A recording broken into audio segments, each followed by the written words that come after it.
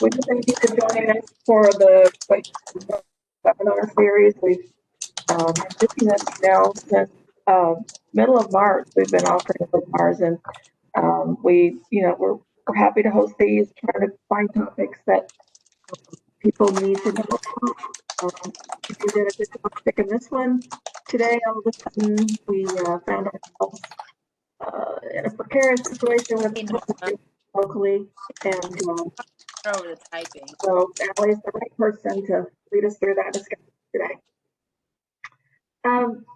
When we set it better. So before we get started, the microphone muted. If you have questions during the presentation, please use the chat box for those, and then we'll get to those questions as hopefully as they come up, or certainly have time at the end to get your questions answered. So I want to start by introducing our speaker today, which is Alyson Grady. Alyson is the Central Region Manager for the Regional Economic Development for the Illinois Department of Commerce and Economic Opportunity, which is always a big, long word to say, big, long name to say. But Alyson, I've gotten to know her a little bit better just in the last couple months. We have in the past hosted a representative from DCEO here in our office, and we're hoping to be able to do that again here in the next few months as they look at hiring someone else to come into this area. So thank you for joining us today, Alyson. I'm gonna let you get started, and you're in charge now. So. Okay, thank you very much for having me today. I'm going to touch on a couple different topics today. The first one I want to talk to you guys a little bit about is our COVID relief programs that we have available. And then I want to make sure I leave time that we can talk about the Tier 3 mitigation that the entire state is going to be moving into as of midnight or 12:01 tomorrow morning, as I know there may be questions out there on that. But first thing I'm going to do is let me pull up my presentation here. And here we go. It's coming, hold on.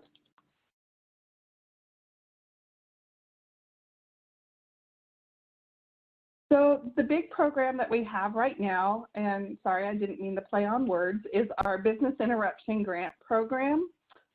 We opened this program back in September. This one is funded through Federal CARES Act that the General Assembly and the Governor have allocated to provide relief to small businesses during the pandemic. Overall, the program is $540 million, of which we allocated $270 especially for childcare and early learning providers, so that is a separate program. We did do a first round back in July of our big program and awarded about $49 million out of it, but the remaining funds are available in our round 2 that is open right now. One thing with the big program is we did design it so we could provide an equity framework, making sure that businesses in disproportionately impacted areas that have been impacted by COVID and, historically marginalized do receive a significant share of their support for this. But this program is open to funding for all businesses that have experienced losses. There is, as I mentioned, about $220 million in this round. As of the first of this month, we have about $175 million still available, so we are still accepting applications under this. There is an allocation of $100 million of that 220 that are coming downstate, which is everybody outside of Cook, DuPage, Kane, Lake, and Will, and we still have a lot of funding left in that allocation. Now, if we don't have businesses that apply for it downstate, it will get reallocated to the Northeast counties, but for right now, we're trying to make sure that we can help all of our downstate businesses. We do have a couple other priority areas that are in there, disproportionately impacted areas. These are based on zip codes around the state that have been heavily impacted due to COVID-19, plus also have more poverty economic factors with them. So that's how we came up with the list of what is disproportionately impacted. We've also, in this round, set aside $60 million for heavily impacted industries, and I'll go into what those are in a little bit. But on our website, there is a document outlining the eligibility factors for this program. And I'm going to touch on a few of those here, but please take a couple minutes and look at those.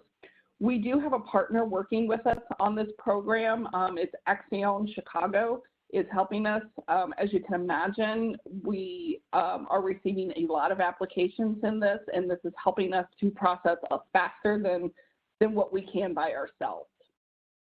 So where we are to date, and this was as of, again, the beginning of this month, we have already given out over 4,000 grants across 89 counties in the state, but we do still have that $175 billion remaining, and especially in the downstate pot. So we want to encourage people to continue to apply for the program. Eligible businesses under this program are both for-profit and not-for-profit entities that have $20 million or less in annual revenue and have experienced losses due to COVID-19. You need to be on the for-profit side, a corporation, an LLC, a partnership, or a sole proprietorship. If you are an individual contractor or not incorporated as a sole proprietorship, unfortunately, you would not be eligible for this program.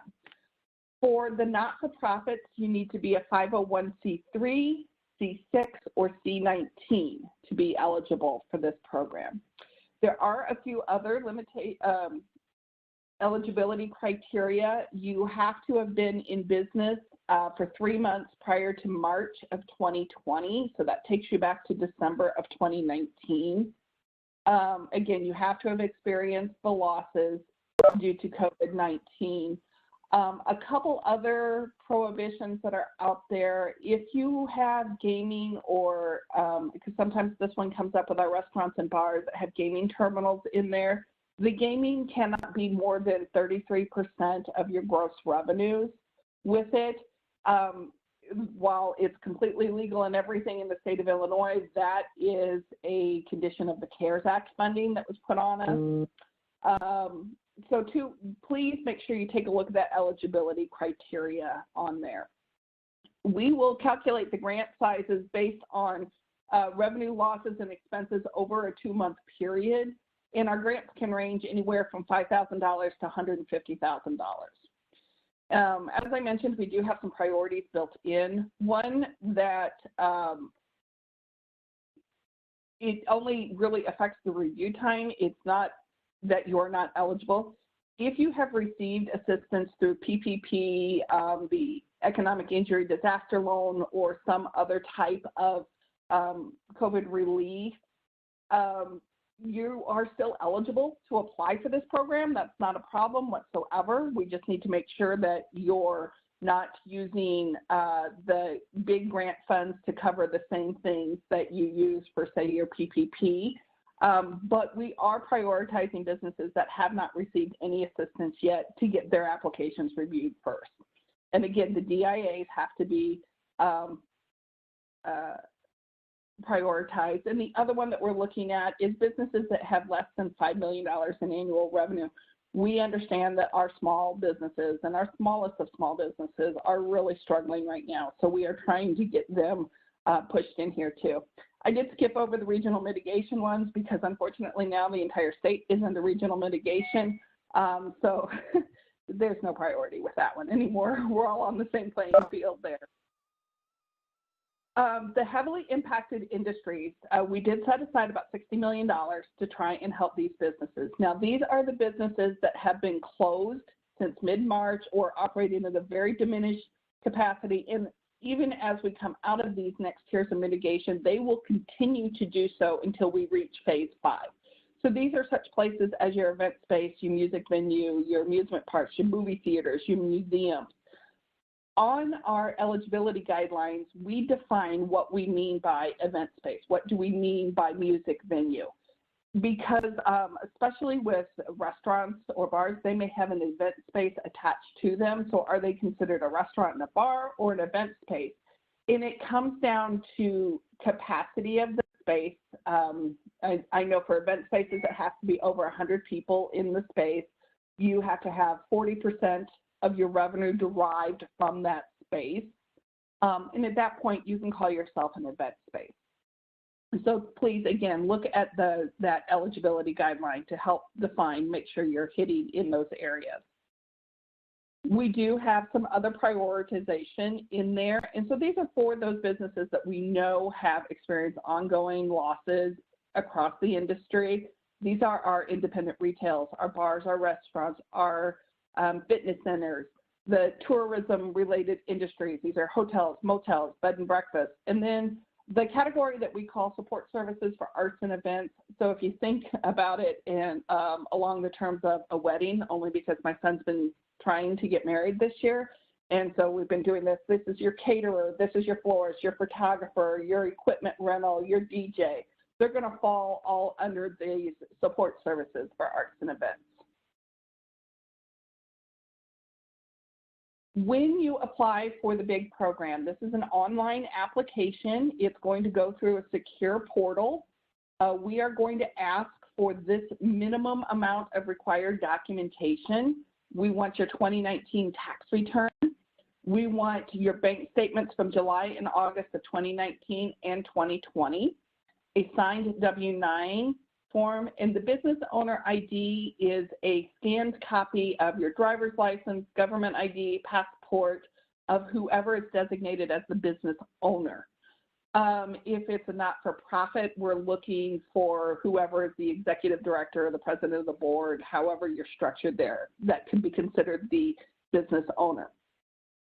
If for your business, for some reason, July and August may not be the best 2 months to look at how your operations are going, you can submit different months. What we're asking for in the bank statements is 2 consecutive months.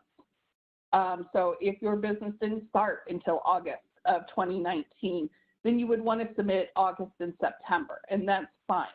When you're actually in the application, there is a box where you can put in information for our reviewers to know. So if you're going to change anything in what you're submitting, make sure you put a note in that box.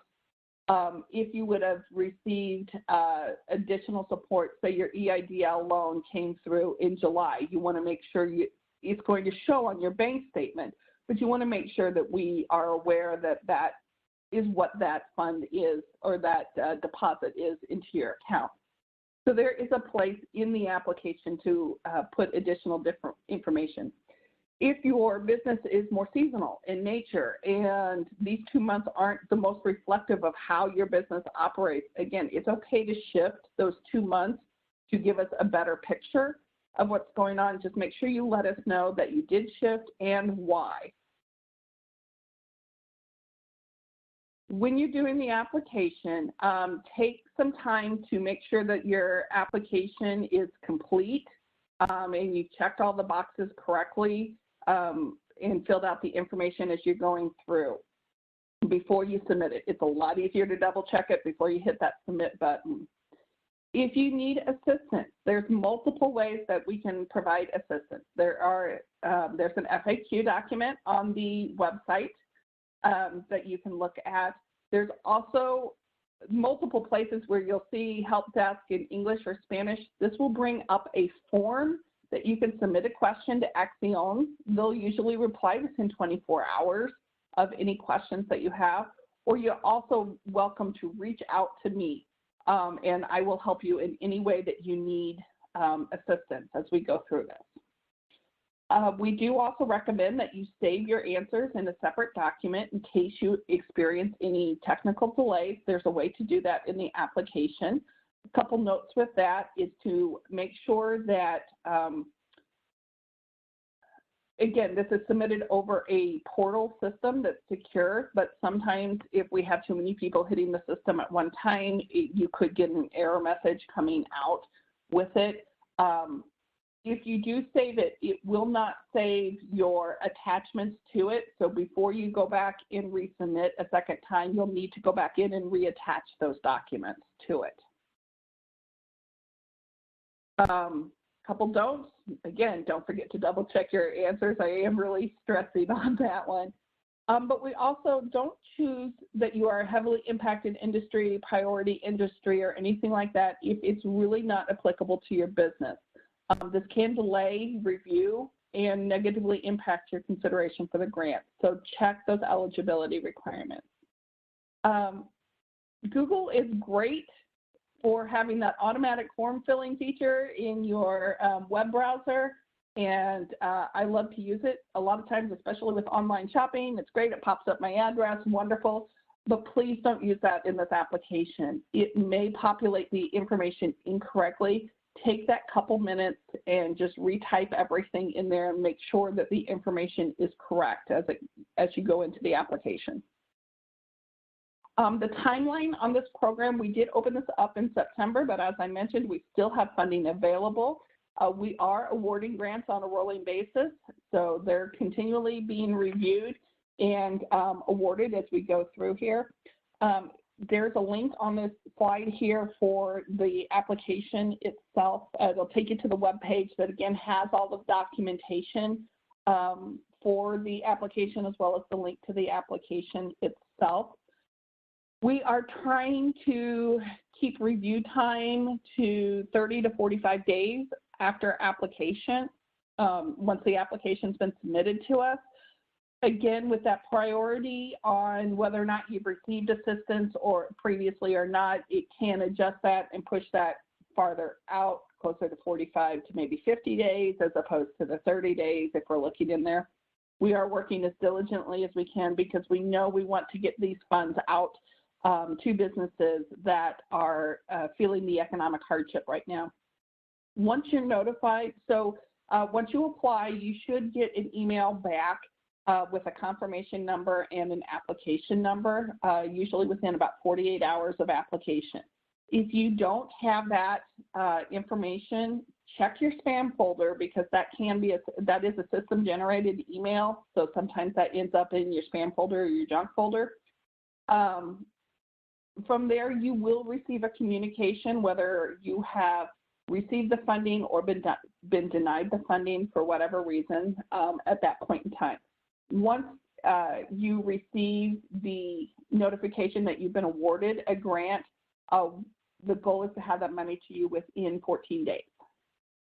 So we are trying to, if any of you have dealt with things from the state, this is really a faster timeline than we usually deal with. So a couple other programs that are out there that I want to Allie? touch. Yeah. Kim, does that help answer your question? Kim Jansen asked, when can they expect funds to be deposited for the big awards if they received the award notice on the October 22nd, but have yet to receive any funds? So it should be coming soon, right? Well, yeah, and actually, Kim, I need to follow up with you offline then if you've received notice that you were supposed to get it and you don't have those funds yet. Yes, I will, let's connect after this call and I'll send an email to connect you both. Okay, thank you. Thank you. Because with that, if you haven't received that within those 14 days, I need to know about it and I'm going to work with you to make sure we get everything connected. As part of the application, we do ask for your bank account information up front that helps make sure we can get the money out quickly to you guys. But sometimes if there's something wrong, potentially a digit that was not typed in correctly or something didn't go right with the transfer, that's why we know to try and follow back up. So reach back out to me on that. Way back in late March, I think we announced our Downstate Small Business Stabilization Program. This program is still open, and we do still have some capacity to give grants under this program. This is another grant program. This funding for this program, DCEO is reallocating some of our funding from housing and urban development. These are HUD funds. So there is some differences in how we're able to actually grant the funds out. HUD requires us to grant the funds to a unit of local government. So if you are interested in this program as a business, you will have to work through your local municipality or county in order to get the grant. So the way it would work is the city would get the grant and then give you the money from it. It has to go that way, which makes these a little bit more involved of a grant application as opposed to the big grant. You can apply for both. That's not a problem. We just need to make sure that, again, the funding that you're using for each program and also with the PPP, you are not using the funding for the same expenses.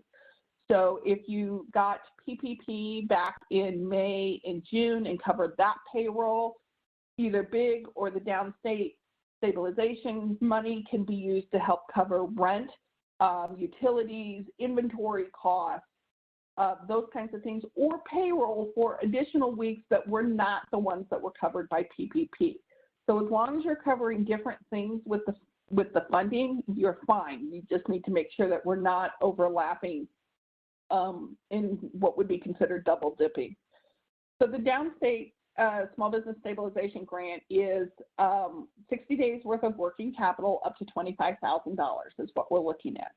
This program is open to businesses that employ 1 to 50 people. It has to be at least one employee that is not the owner of the business. We did make a change to the program at the beginning of the month. If you think back to when we were in Tier 2 and Tier 3 mitigations back there, or all the way back at the beginning, we had essential versus non-essential businesses. Initially, the program was only open to non-essential businesses. We have now opened it back up to those businesses that were considered essential and can demonstrate a loss of more than 20% in sales in comparison to the same time period in 2019. And I've got a link to that program information. If you are interested in pursuing that, I'm happy to sit down with you as a business owner and the municipality so everybody understands what the requirements are on each entity. The other program that's still out there at this point from a federal side is the Economic Injury Disaster Loan Program. It is through the Small Business Administration. This one is a loan program right now, so you would have to pay it back. It is for working capital and normal operating expenses. The terms on this is 3.75% for businesses or 2.75% for nonprofits. There is a 30-year term on the loan with no prepayment penalties. So if you want to pay it off, but part of it is making sure that we keep the payments low to make this not an economic hardship to pay back. There is a 1-year deferment on the initial payment, and that's from the point in time where you actually sign the loan papers. SBA is still accepting applications under this. I don't know if there's going to be any changes to this program. That all depends on if initially there was also an advance as part of this that was considered a grant, but that funding for that has run out on the federal side, so there is no more grant side of this. This one is not forgivable like the PPP was at this time. I don't know if Congress makes any changes going through anything. We'll just have to stay tuned. But for right now, this is a loan program. This is my contact information. Please feel free to reach out to me with any questions on any of these programs. And I'll dump this in the chat here for a few minutes because I want to take a few minutes now and turn to the Tier 3 Resurgence mitigation on this and understand or try and help you understand a little bit of where we're going and when we're coming out of this. So as of tomorrow, every region in the state is divided into the 11 Restore Illinois regions right now. All 11 regions are going to move into this Tier 3 mitigation level.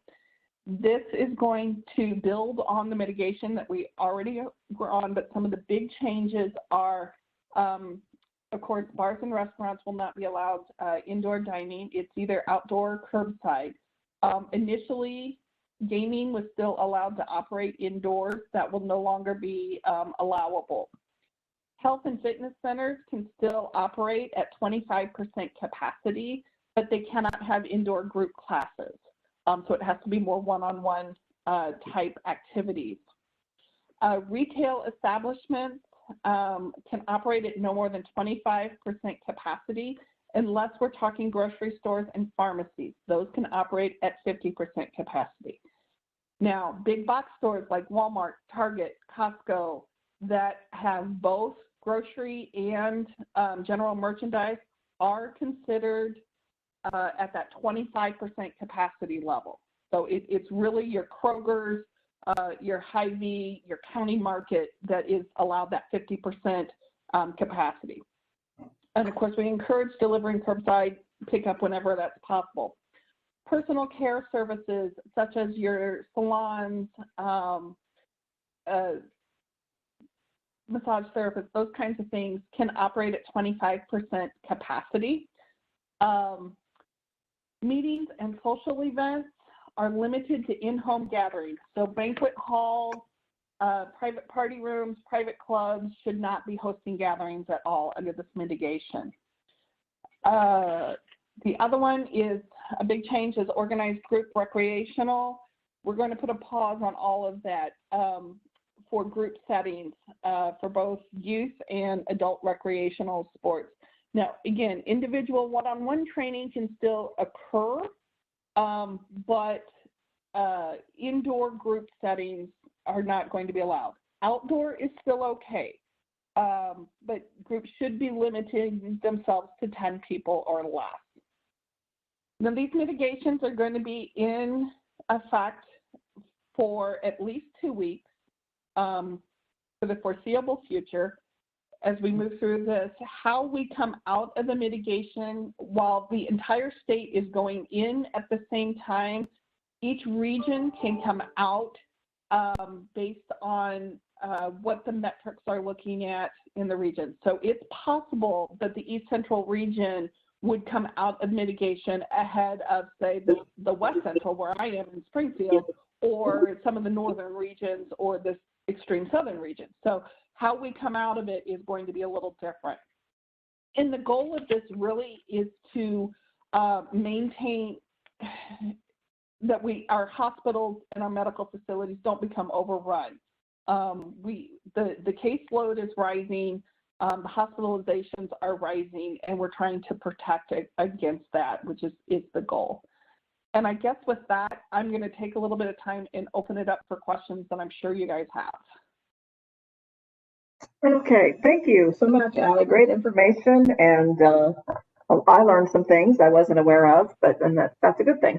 I guess the one question I have, going back to the big grant, if you've submitted an application once, do you need to resubmit? If you submitted an application under round 1 and did not receive funding, you do need to resubmit under round 2. If you have already submitted an application under round 2, you're fine. We'll get to you, I promise. We'll get there. But if you did do round 1, you do need to resubmit under round 2. Okay, thank you. So does anybody have any questions? You can unmute and ask a question if you want to. Right now, we've got some time to do that.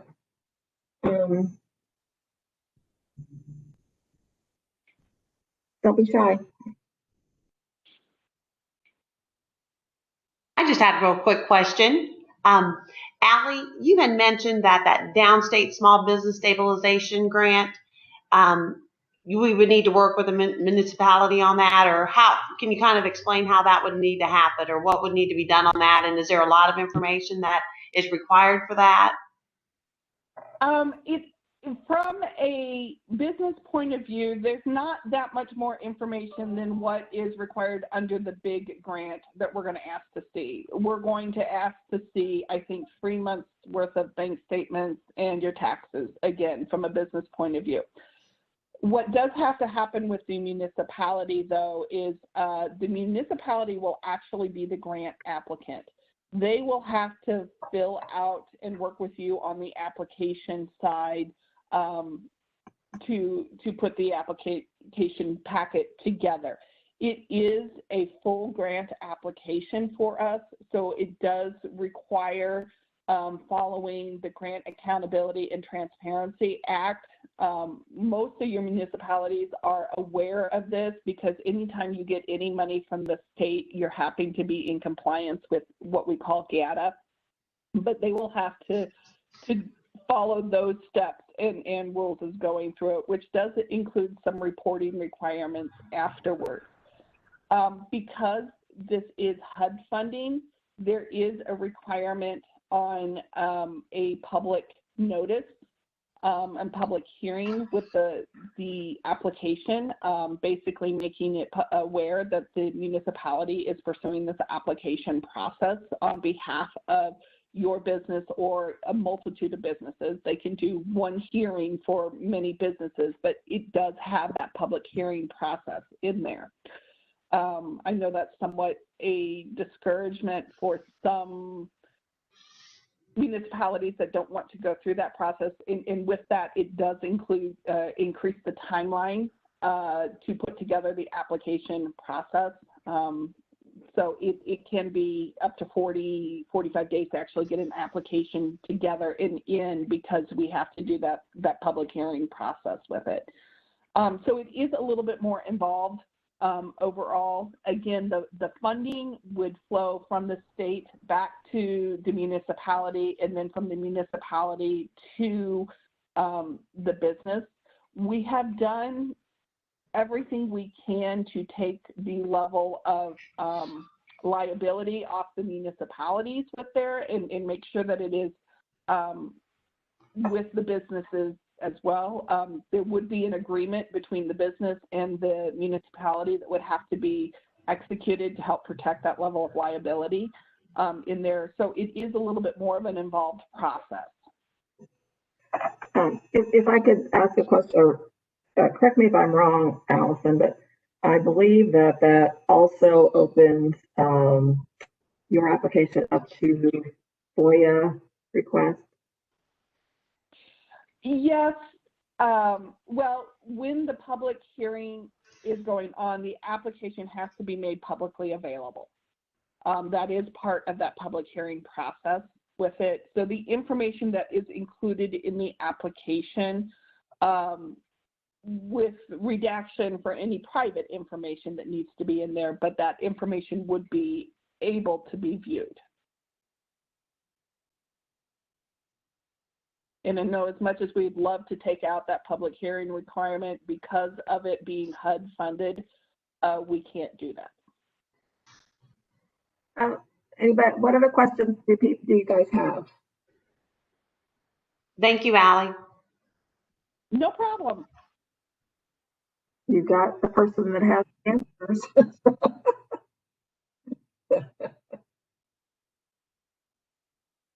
Anybody else have any questions today?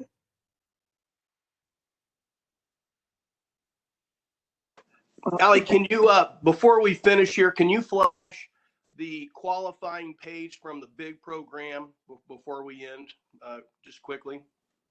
Yeah, absolutely. Since we have a little bit more time, I'm going to go ahead and show you guys the website for the big program so you can see that. I wanted to make sure I left plenty of time for questions, but let's go ahead and take a look at that.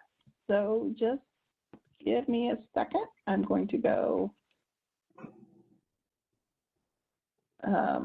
Okay, so this is our main homepage for DCEO that's here, just so you know. The Restore Illinois Mitigation Guidelines are right here. You can click to that and they'll take you to everything with the Tier 3 Resurgence mitigations. A couple things on here that I want to show you also. We are going to have new FAQs around this resurgent mitigation.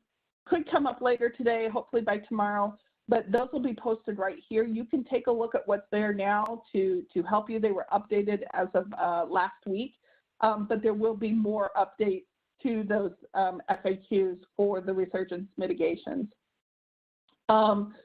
This is the link that will take you right to the Business Interruption Grant Program. We'll go right to it. This is the link that's in the presentation that's going to share. There are one other thing that I'd forgotten about, but I do want to tell you, and I'll open up the application to show you. The application itself has a file size limit of 25 megabytes. Generally speaking, to get your tax return, those bank statements, and the other general documentation in there, you should be fine. For the heavily impacted industries, we do allow you to provide some additional documentation on your utilities, your rent or mortgage information and stuff to help us a little bit more figure out your losses. That may kick you over that 25 megabyte size with it. There is an alternate way in the application that I'll show you that you can update those files and catch them in. This is where those FAQs are. As you scroll down, you'll want to get onto where we're talking about round 2. These are those documentations. So here's the document for the eligibility criteria.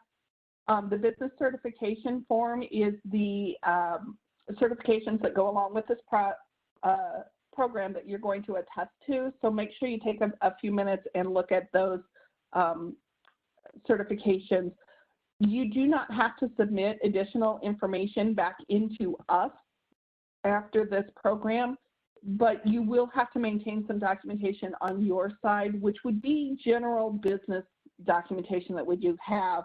What did you use these funds to reimburse for or cover expenses on your mortgage, your rent, your payroll? So those are all documentation that you'll have, but you'll need to hold on to it a little bit. We anticipate at some point in time there will be some level of audit on here. Here is, again, another link to get to that form on questions. And if you're interested, the DIAs, this is the map of where they all are.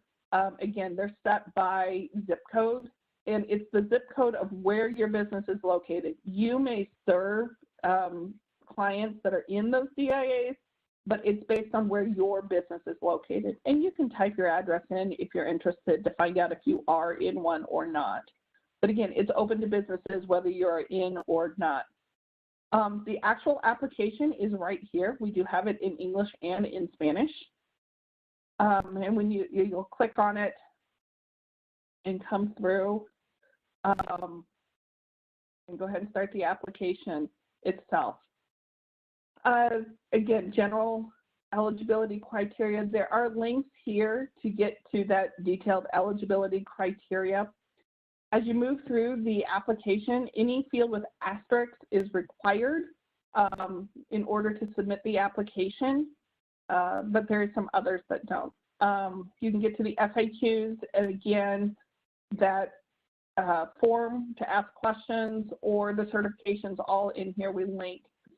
So we're asking for basic owner information, your business information, are you for-profit or not for-profit, your business industry, this is a drop-down, so find what fits you the best or the closest. We know we don't have everything listed here, but what's the closest?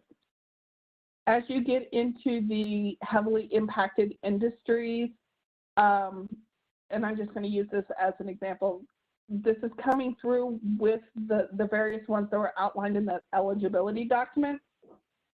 But if you're not part of one, just hit none of the above, and it's okay. Same with the following industries. This is the retail, restaurant, bars. Again, these are those other priorities. If you hit none of the above, that's fine. You're still eligible. Just want to make sure that we're classifying you correctly. We do need your FEIN or ITIN number. You do not need to submit a DUNS when you apply. However, if you would receive a grant at $50,000 or more, You will have to get a DUNS number. It's a pretty easy process, but you don't have to hold up your application to submit it for that information. We need to know when you started your business and your gross operating revenues. We want to know if you've gotten that other assistance, but this is one question down here that I'm going to show you. Are you a sole proprietor without a separate bank account? With that, is if you are a business and your personal bank account and your business bank account are combined into one account, you would put this as yes.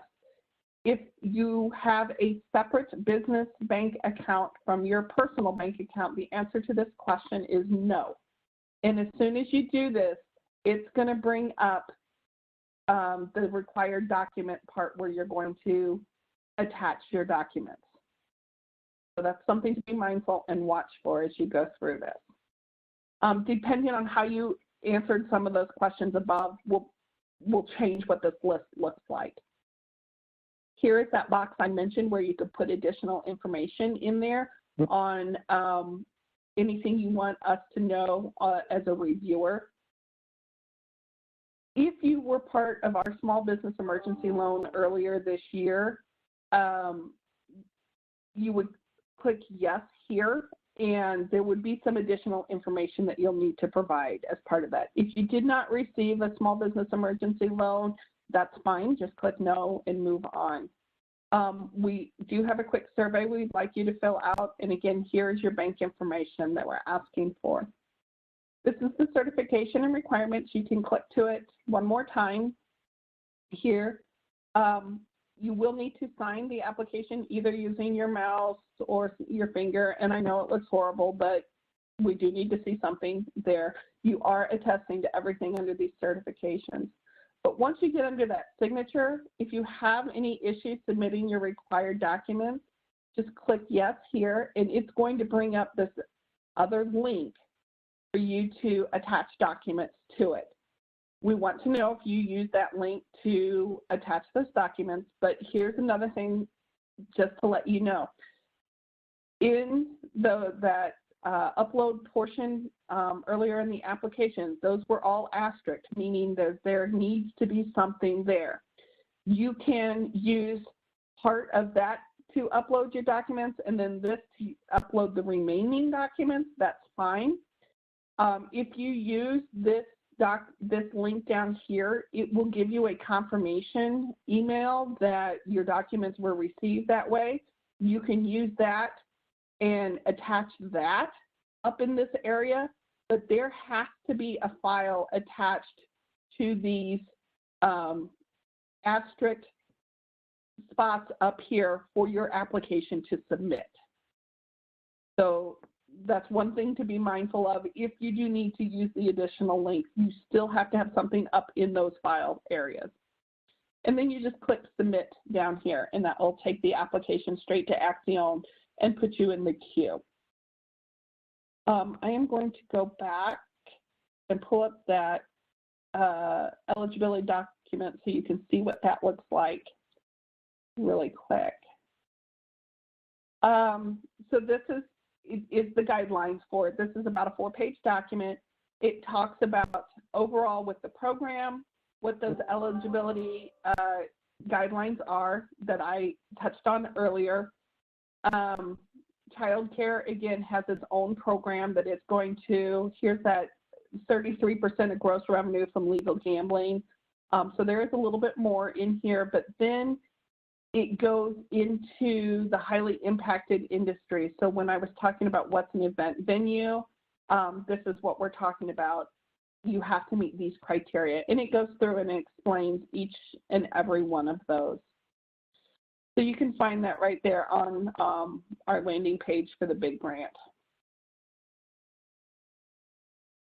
Okay, I hope that was helpful. I know that was a very quick walkthrough of the grant application itself. It's fairly straightforward. Any other questions out there? Anybody else have questions? One question is when a business, when an application is submitted, is there a time frame when they would expect to be notified if they received it? So when you submit your application, you should receive within about 48 hours a confirmation email back with an application number on it. If you don't receive that confirmation email, check your spam folder first or your junk folder first. Sometimes that goes there. If not, let me know and we'll verify that the application was actually received in there and take those steps. We are trying to hit to about 30 to 45 days on the review process. So from the point that you apply, give us about that 45 days before you really start getting word on whether or not you're going to be notified one way or the other. As you can imagine, we had a slog right at the beginning. We're catching up to it, but we are still reviewing applications from October right now that have been received. We're not into applications from November yet. So we're working through them, but that timeline is about 30 to 45 days.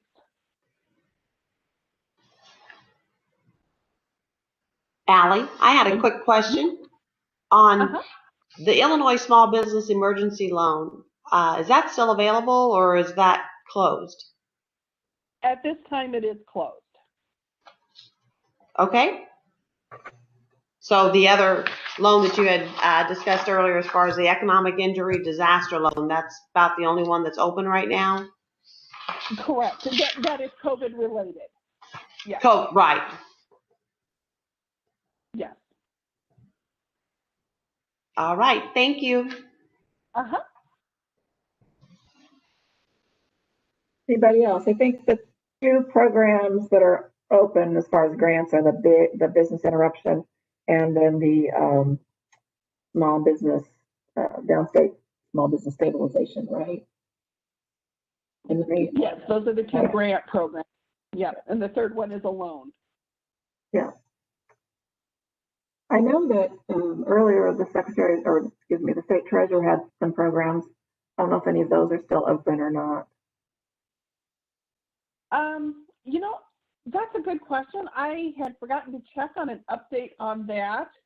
I will do that and let you know. Okay. And that one would have to be through a, you would have to work with a bank that is enrolled in the program through the state treasurer's office. Okay. Similar to how the PPP was, where you had to work with your local lending institution. The list for the state treasurers is I think, a little smaller. I don't know what the enrollment is with it right now, but I'll take a look at that and send you some information that you can share. But well, speaking of PPP, there's still PPP funds available, aren't there? Not at the moment. The application timeline has closed. Okay. So there is still funding. You'll hear it bantered about $1.3 billion that was never allocated out of the last round. So yeah, that funding is still there, but the application timeline is closed. So we would need another reauthorization from Congress for the SBA to open that back up. Okay, good. Okay. Allie? Any questions right now? Yes, Allie? Okay. It's the buzz for the past several months has been that the U.S. Treasury Department still has a lot of money that they can release, and they're looking at another round of assistance, again, from the Fed. Do you guys, at the state level, do you have any insight on that, or what are you guys hearing about that? Where do you think that's going? What's going to happen there? It's totally going to come down to how Congress acts, because everything that the Treasury has to be reauthorized by Congress to be able to roll that out, again, in terms of the PPP. The EIDL, the Economic Injury Disaster Loan, does still have some funding in it, so that's why that program is still open, and they're still within their authorization to be able to use that. So a lot of it is we're waiting on Congress to act. Now, how quickly they're going to do that, who knows? Unfortunately, I wish I had a crystal ball, but I don't. Some of the funding coming out to the states are for things like our big program that we're funding now. So that's some of that Treasury funding too that we are drawing from the feds to fund that program for us. We also have our program on the municipality side that's called Local Cure that we are working with our municipalities to draw those funds down from the federal level. These are all programs we've had to stand up very quickly within a matter of a few months.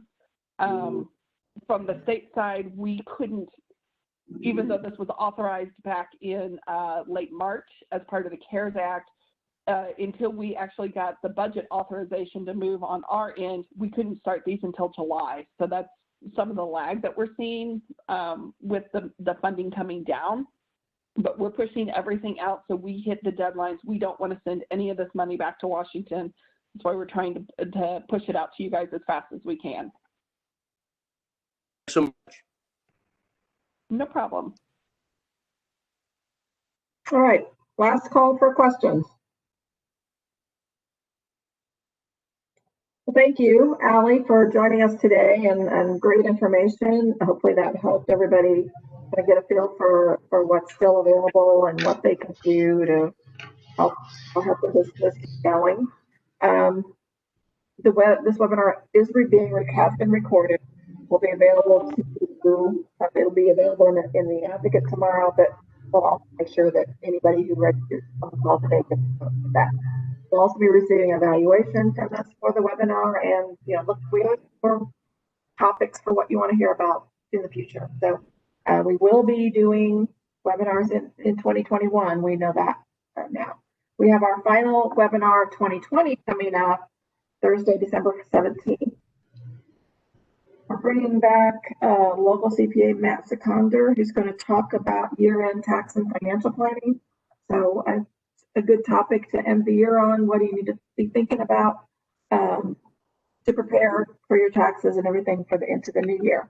So that is again on Thursday, December 17th at 9 a.m. So we thank you all for joining us. Wish you a good day and a happy Thanksgiving. I'll talk to you soon. Bye. Thank you. Happy Thanksgiving, everyone. Thank you. Bye.